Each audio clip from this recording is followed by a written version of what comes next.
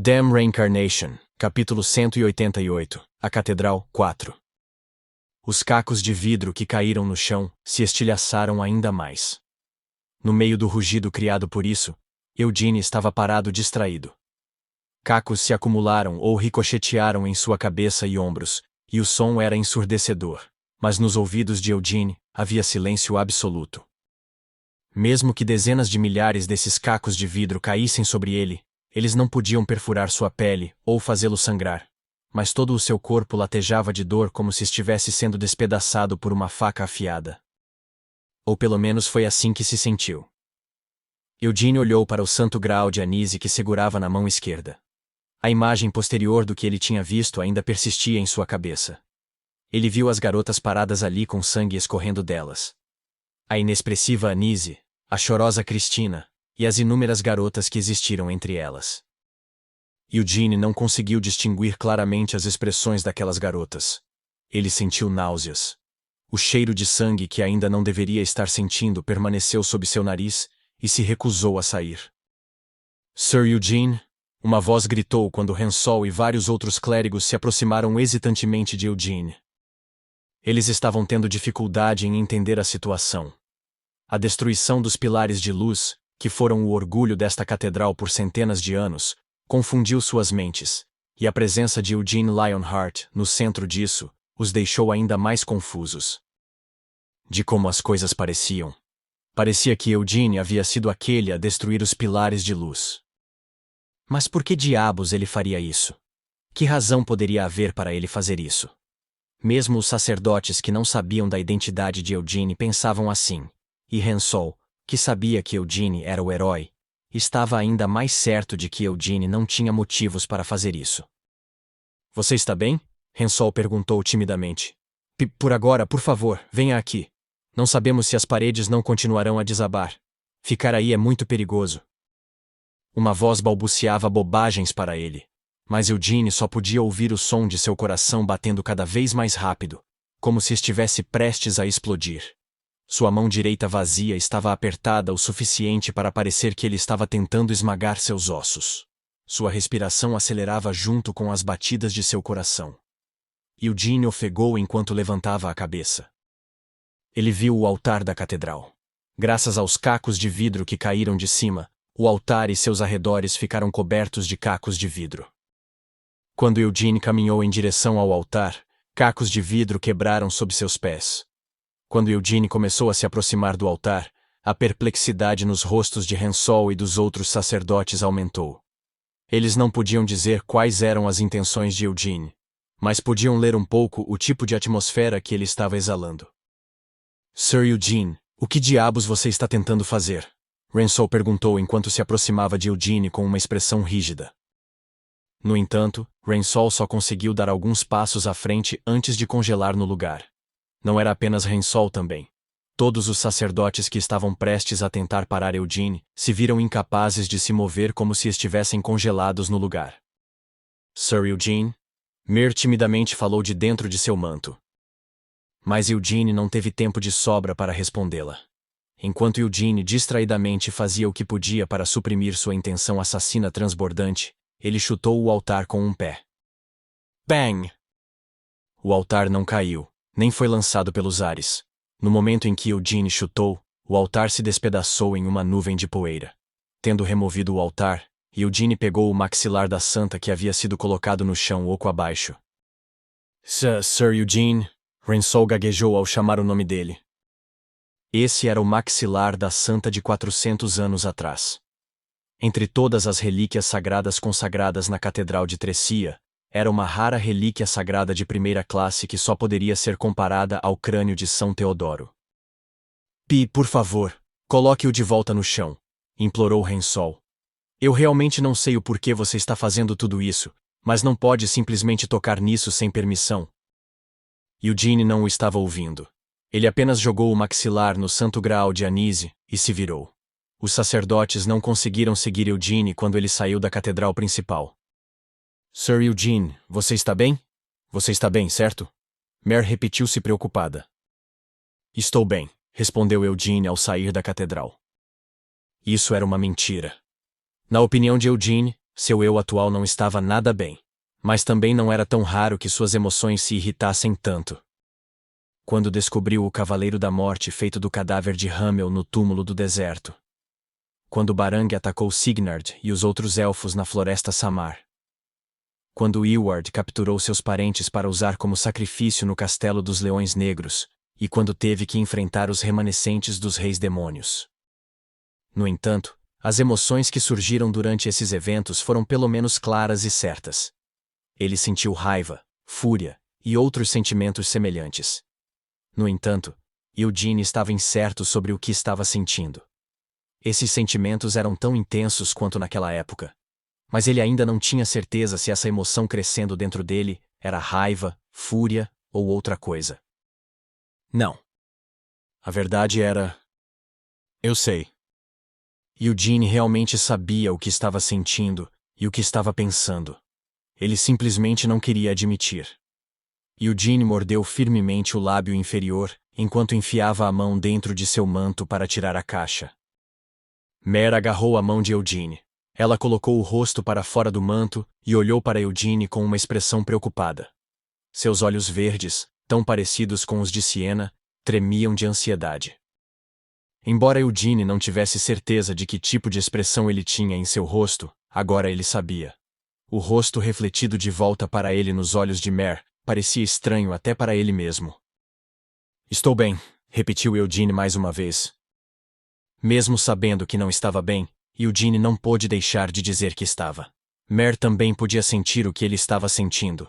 Mer sabia que não poderia segurar Eugene no lugar ou acalmá-lo, e também sabia que não tinha justificativa para fazê-lo. Então, no final, Mer não disse nada e apenas soltou a mão de Eugene.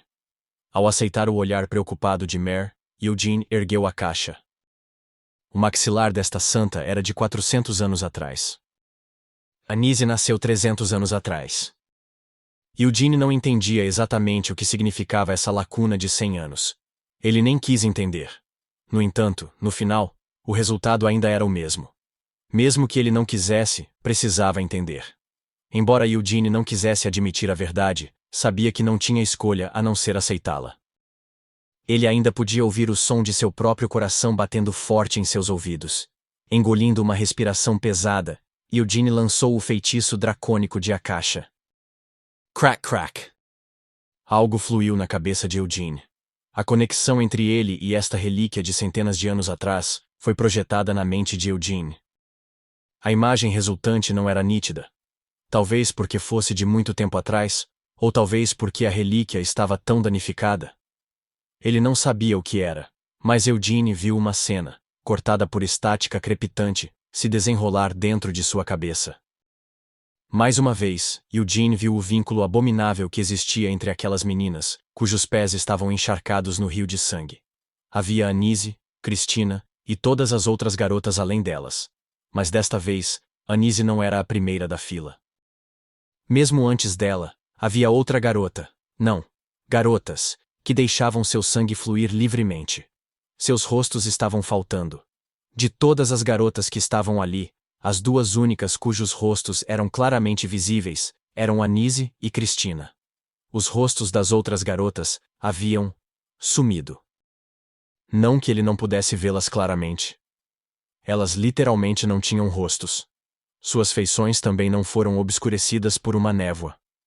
Fossem seus olhos, narizes ou lábios, elas não tinham nenhuma dessas características. Era uma visão grotesca e assustadora ver todas essas garotas com rostos vazios em pé na fila, deixando seu sangue escorrer. Os olhos de Eugene foram para uma das garotas em pé na frente de Anise. Como as outras, a menina não tinha rosto, mas não faltavam apenas olhos, nariz e boca. Ela também não tinha queixo. Então seu rosto parecia que a metade inferior havia sido cortada. Parecia que seria doloroso até respirar. Eugene sabia que essa garota tinha que ser a santa de 400 anos atrás. Se fosse esse o caso, e todas as outras garotas na frente dela? E as garotas entre Anise e Cristina? Eugene já havia descoberto quem elas eram antes. Mas assim como esses sentimentos dentro dele, a resposta não era algo que ele queria aceitar. Ele precisava ver mais. Curvando a cabeça, Eugene avançou. O Santo Graal e o maxilar foram engolidos juntos pela luz. Deve haver mais coisas que você quer me mostrar. Estou bem. Não tenho problemas em continuar. Estou preparado para ver tudo.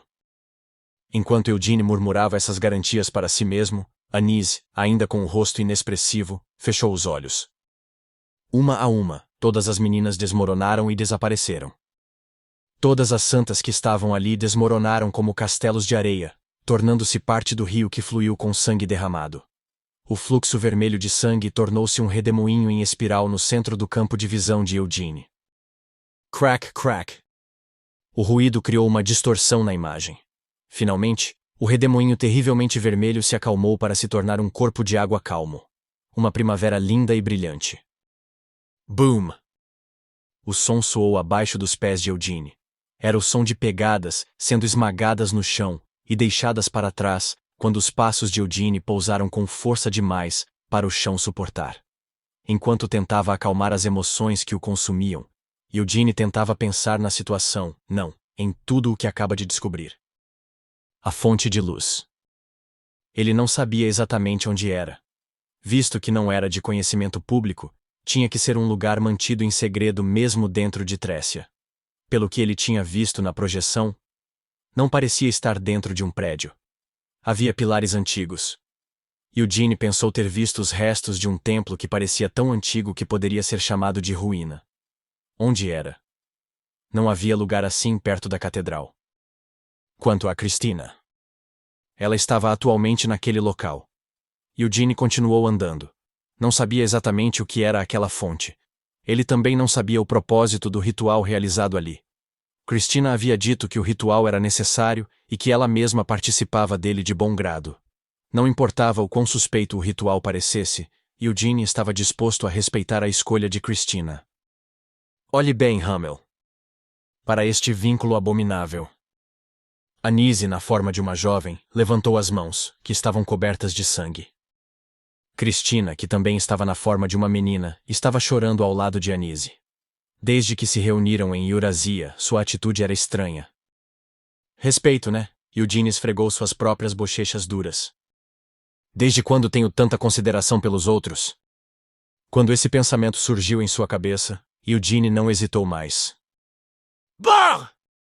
O chão sob os pés de Eugene se despedaçou e desabou quando se lançou ao ar. Eugene virou as costas para o céu noturno roxo acima da cidade, que estava claro demais. O vento que invocou manteve o corpo de Eugene no ar. Depois de voar alto o suficiente para ver toda a enorme catedral de Trécia de uma só vez, Eugene ergueu a caixa.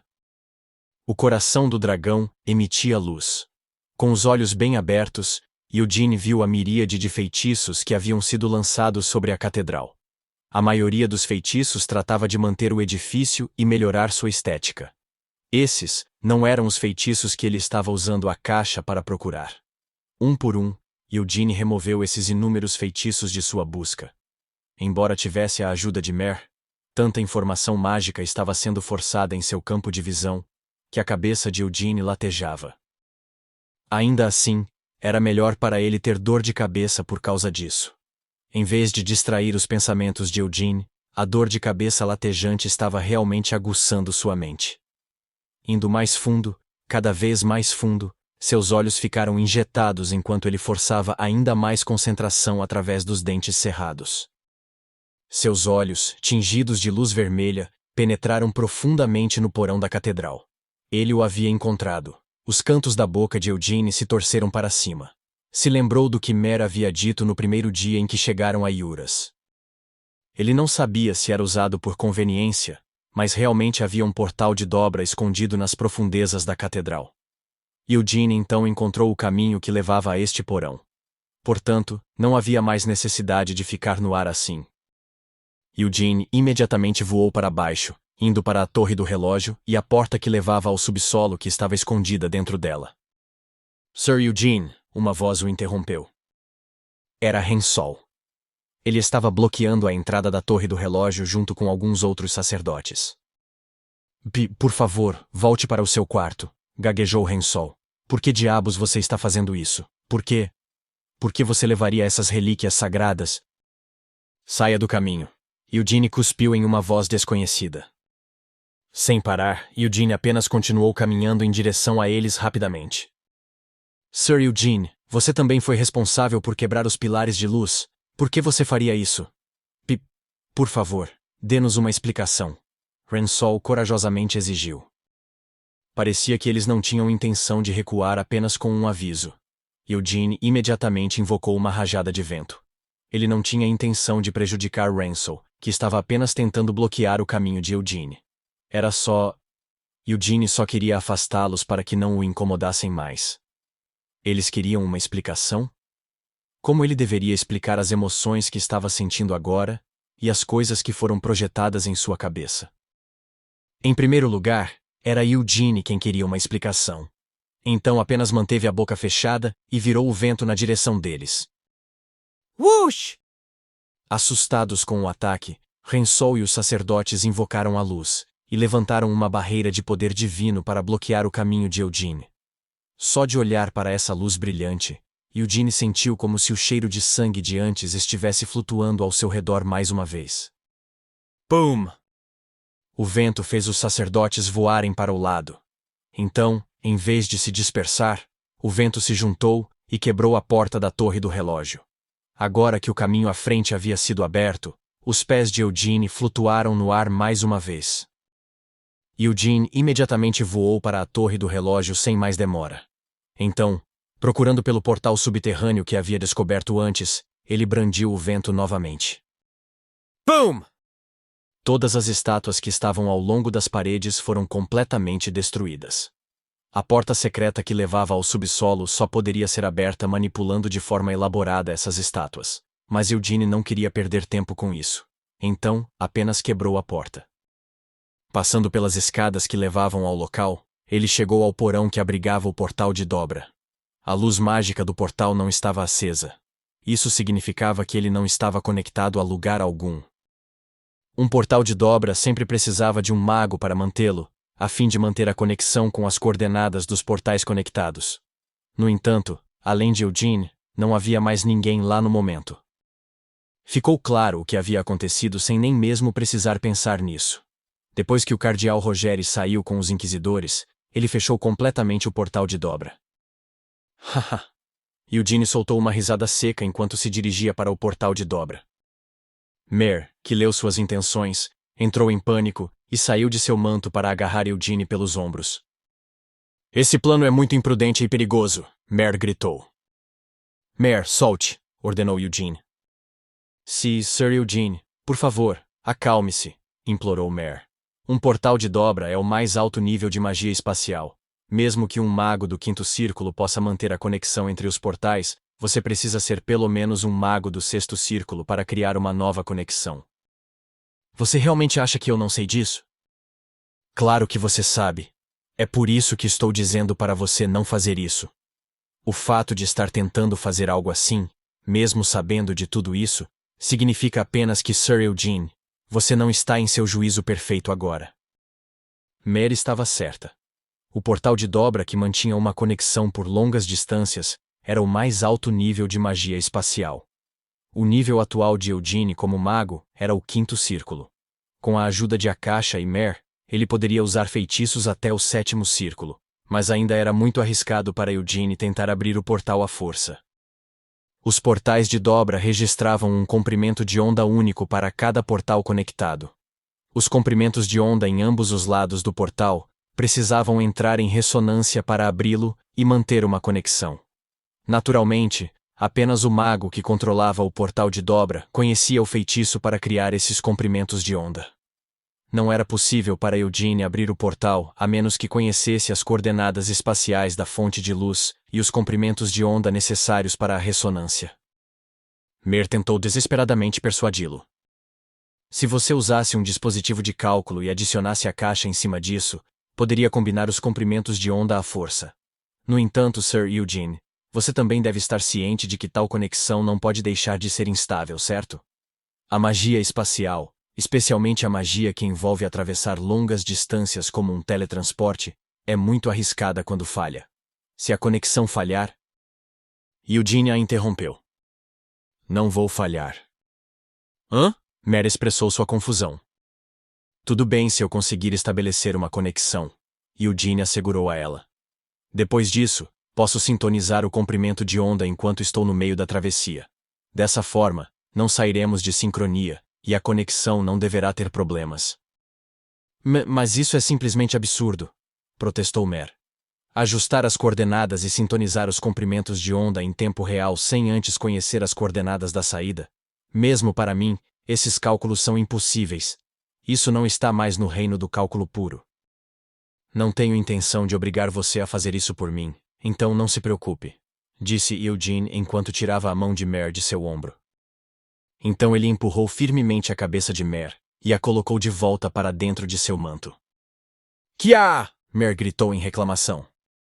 Fique aí pacientemente e não saia, ordenou Eugene. Então fechou bem a abertura do manto para que ela não pudesse escapar. Eugene acenou para a caixa e apontou para o portal de dobra. Eugene estava à beira do sexto círculo. Foi difícil entender o quão longe ainda tinha que ir quando colocou as mãos em a caixa pela primeira vez, mas depois de passar pela guerra civil no Castelo dos Leões Negros e seu treinamento contínuo sob o lago na propriedade principal, seu nível de magia também aumentou. Talvez por causa disso, Eugene foi capaz de ler a fórmula do portal de dobra imediatamente. A mana extraída de sua fórmula da chama branca fluiu para o portal de dobra. Whoosh! O espaço entre os dois pilares do portal de dobra se distorceu e começou a brilhar. A conexão espacial estava pronta para ser aberta, mas o comprimento de onda do portal ainda não havia ressoado com o outro lado. Se tudo o que Eugene tivesse disponível fosse a capacidade de ler a fórmula, ele não teria outro caminho a partir dali. No entanto, a caixa não concedia apenas a habilidade de ler feitiços, também concedia a capacidade de entendê-los. Os olhos de Eugene latejavam. Ele lambeu os lábios enquanto se preparava para o uso da mudança de frequência de alta velocidade. Mer não queria ajudá-lo. No entanto, realmente não podia se recusar a fazer nada. Dentro do manto, Mer soltou um suspiro profundo e começou a sincronizar sua consciência com a de Eugene. Então percebeu que coisa absurda ele estava prestes a fazer. A caixa permitiu que ele compreendesse as fórmulas do portal de dobra. Além disso, usaria a magia de busca do feitiço dracônico para escanear a conexão com o outro lado da porta. O próprio feitiço faria um cálculo inverso a partir dos vestígios mínimos do outro lado da conexão que havia sido deixado no portal de dobra fechado, para prever as coordenadas espaciais do outro lado.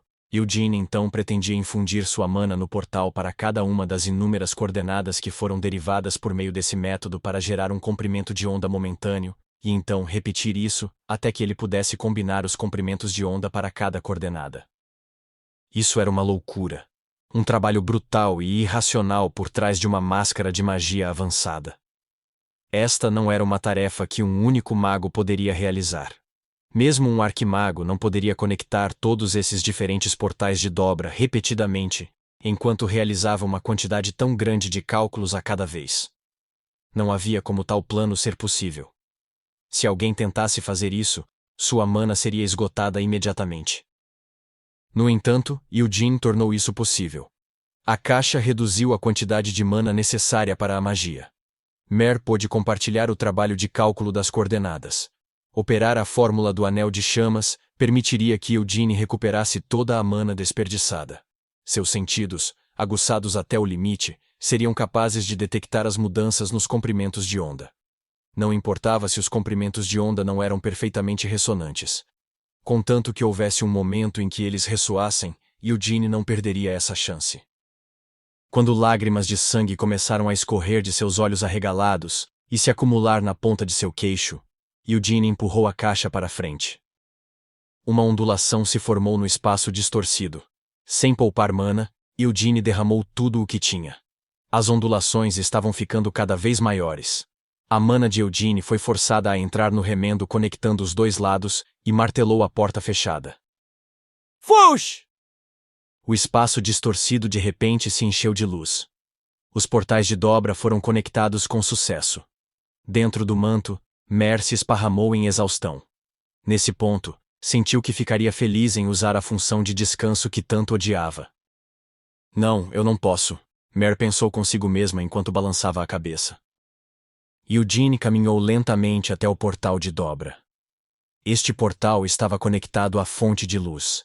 Ele realmente não queria imaginar o que poderia ver lá. Mas iria ver em breve, de qualquer maneira. Eugene fechou os olhos tensos e passou pelo portal de dobra. A fonte de luz era um santuário onde a graça de Deus residia desde os tempos antigos. Mesmo entre os numerosos sacerdotes de Juras, apenas alguns sacerdotes cuja fé havia sido verificada sem sombra de dúvida sabiam da existência da fonte de luz. E entre esses sacerdotes, apenas algumas figuras de autoridade foram autorizadas a ver a fonte de luz pessoalmente, mas mesmo assim, todos os paladinos e inquisidores que foram mobilizados para esta missão sentiram uma grande honra e emoção apenas por receberem o dever de proteger a nascente e a permanência da candidata a santa. Este nem era um teste difícil. Estavam em um templo nas profundezas das montanhas. Vários milagres e feitiços estavam protegendo este lugar de ser visto a olho nu. Era impossível para animais selvagens ou qualquer outra pessoa entrar neste local, mesmo por acaso. Por precaução, ficaram de guarda por vários dias, mas nos 2 dias desde o início do ritual, nem mesmo um único coelho, muito menos uma pessoa, havia chegado perto do templo. Mas eles ainda não baixaram a guarda nem um pouco. Seria impossível para qualquer um dos paladinos ou inquisidores, que haviam sido mobilizados para proteger este santo sacramento, de baixar a guarda, sob o argumento de que a missão não era extenuante. Se algum deles fosse tão flexível, não teria sido chamado para esta cerimônia. Os Cavaleiros da Cruz de Sangue eram chamados de Escudo de Luz. O Maleficarum da Inquisição era chamado de Martelo de Luz. Os paladinos e inquisidores que foram recrutados de suas respectivas organizações sentiram isso ao mesmo tempo. O portal de dobra que deveria ter sido fechado agora estava aberto. Alguém acabara de passar pelo portal e chegara perto do templo. Embora nunca tivessem esperado que tal coisa acontecesse, já que aconteceu, o que precisavam fazer a seguir estava claro. Honrado cardeal. Estou ciente. A chamada foi transmitida silenciosamente de dentro de suas cabeças. Sérgio respondeu ao alerta sem nenhum sinal de diversão no rosto. No entanto, não se levantou de onde estava ajoelhado. Atualmente, Sérgio não poderia agir pessoalmente. Também não era apenas ele. Havia 2 pessoas ajoelhadas junto com ele, oferecendo suas orações.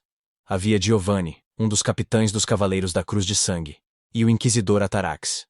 Originalmente, este ritual deveria ser conduzido apenas por Sérgio, mas o ritual desta vez era especial. Assim, junto com os outros paladinos e inquisidores que haviam sido mobilizados, esses 2 indivíduos com forte poder divino estavam ajudando Sérgio. Sir Eugene parece ter chegado pelo portal de dobra. Sérgio informou aos outros. Devemos capturá-lo? Atarax perguntou, olhando para uma expressão de Sérgio. Com todo o respeito.